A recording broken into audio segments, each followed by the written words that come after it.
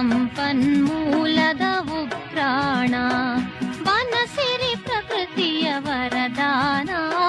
ಸಂಪನ್ಮೂಲದ ಉಗ್ರಾಣ, ವನ್ಯಜೀವಿಗಳಿಗೆ ಆಶ್ರಯಧಾಮ, ಗಿಡಮೂಲಿಕೆಗಳ ರಸತಾಣ, ರಸತಾಣ, ರಸತಾಣ.